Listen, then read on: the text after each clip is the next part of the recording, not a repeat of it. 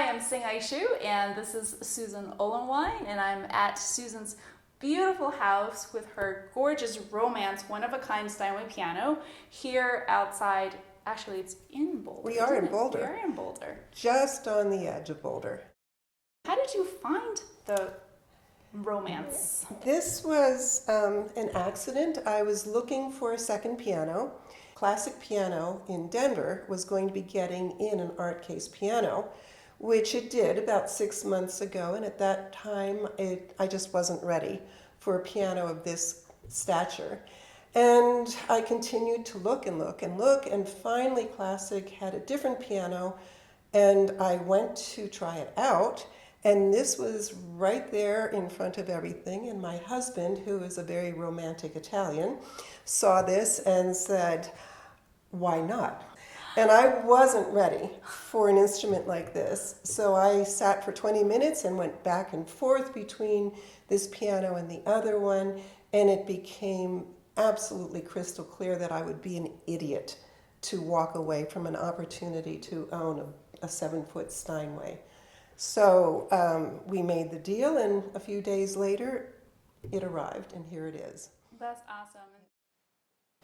So looking at this beautiful old world feel of this piano and the sound of it, I thought it would be fun to match something around the Gilded Age, around the turn of the century, where there was a lot of depth of emotion, and yet there's also an understatement, there's an elegance. And so what came to me was the Scriabin Prelude, Op.11 No.9, and it's just a really sweet piece. There's a lot of nostalgia. It's mellow, but it also has some brightness in it, and it's been fun getting to touch this piano a little bit and find how to find our mutual trust and how long I can get a note to sustain, or how softly I can actually play and make a sound come out. So let's see how it goes.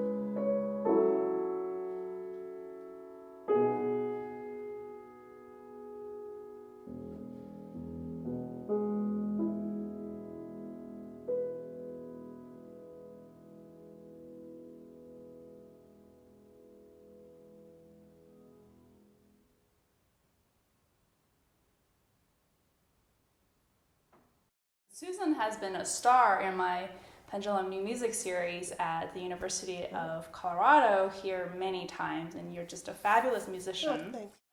When I first met you, you were the chief financial officer at the Yale School of Music, yes, where I was doing my grad work, and you were so high up that we only really got a glimpse of you.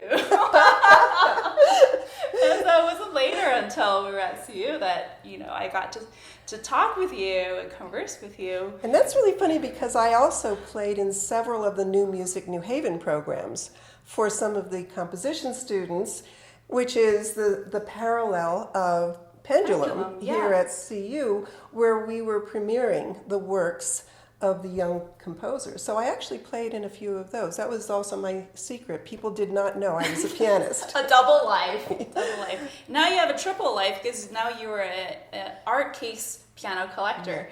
By art case, it is there were very few pianos around late 1990s, 2000, where they were one of a kind builders, and they were collaborative, and I believe you said this builder was given a little bit of space inside the Steinway factory? Not only was he given space inside the factory, he was given total freedom to design and build whatever he wanted to do. And this is the result. Amazing. The Art Case piano has been something that Steinway has been doing for over 100 years. They're rare. They're almost always one of a kind. So tell us about the woodwork here. This is amazing detail. Well, the wood on this is holly and an African sort of mahogany called sapele. And this is not inlaid. This is called marquetry. And that means that it's not one piece with other pieces cut to fit in. Every single piece on this piano has been hand cut. And some of these pieces, well, these little dots are not even 1/4 of an inch, but these are all like mosaics. Each of these strips is different, and each is hand cut. And you talked to the Brooklyn builders. Yes. I knew the names of the builders, Zoila and Tiberio Yepes, and thank goodness for Google, I searched them out. It took me a while and found that they have a furniture design and manufacturing place in Brooklyn. And I tried to get in touch through their website, and I did send an email to him. And after a month, he didn't respond. So I was thinking, well, maybe it's just an old website. But I was so curious. When you own an instrument like this, you know there's a history. It's just not something out of the factory. So I called several times. There was no answer and no answering machine, or as voicemail, as we call it now. And I was ready to give up, and I thought one more time, and I called, and he actually picked up the phone. Amazing. And we had a lovely 20-minute conversation, and he had received my email, and he was so moved by it. He shared it with all of his family, and he said he wanted to reply, but he just didn't have the words, which I can't imagine because we had such a lovely conversation. So I have now a firsthand story about how this was built. And as I said, Steinway gave him total freedom in design. And he said that this design came to him in a dream. And he woke up, and I find this lovely, went into the bathroom so as not to wake his wife, and began the sketching process. And it took him 2 months to design the instrument. And every single piece of visible wood is designed, and it's beautiful.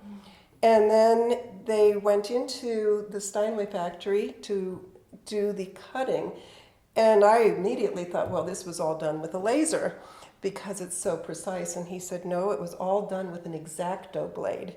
And he and his wife and sister did all of the work by hand. And then the Steinway factory men, women, people, applied it to the 7-foot Steinway. And that took 8 months to do. My goodness. And looking at it, I can't even imagine how 8 months would have been enough because it's so intricate. Can you imagine having to part with this after putting in that much work? That's what I think about that all the time, because he really didn't know what happened to the instrument. It was sold to somebody in Beverly Hills and sat there, basically not played. It really is a new instrument, 21 years later. But I think that's the case with most artists. They create a work of art, and at some point they have to say goodbye to it and not know, unless they're lucky enough to know the purchasers, where the piece of art is. So now we know each other. And I sent him a photo of the piano as it is sitting here in this room. And he knows that I absolutely love it and cherish it. And this piano will be performed on often because we have recitals in our home, usually between 6 and 8 a year. People come and give concerts here. So magic. It's wonderful. I've enjoyed playing here because you always have the instrument in such great condition and care. And this is just a wonderful space to feel the intimacy of the music. So Yeah. I love that you do that as part of your musical life. Oh, it means so much to us, and it means so much to the people who come to the recitals and then get to meet the artists in person and share a glass of wine with them. Great. Well, thank you so much, Susan, for letting me come and visit you and meet the romance. Oh, may I tell you about that as well? Yeah. The piano is called the Romance, and Tiberio did not even know that it had been named until he went to Los Angeles when this was first put on display. And apparently the vice president of Steinway named it the Romance, but I think it's absolutely, totally appropriate. And now I have my two instruments, so I like to call them Romeo and Juliet. That's awesome. What a wonderful pair. Yes. So I wanted two instruments that were of similar quality. And even though the sound of this is completely different from the sound of the D, which is an older piano, the blend is beautiful and it really works surprisingly well. Mm-hmm. So We should try a couple chords. You want to play oh, a couple sure. chords?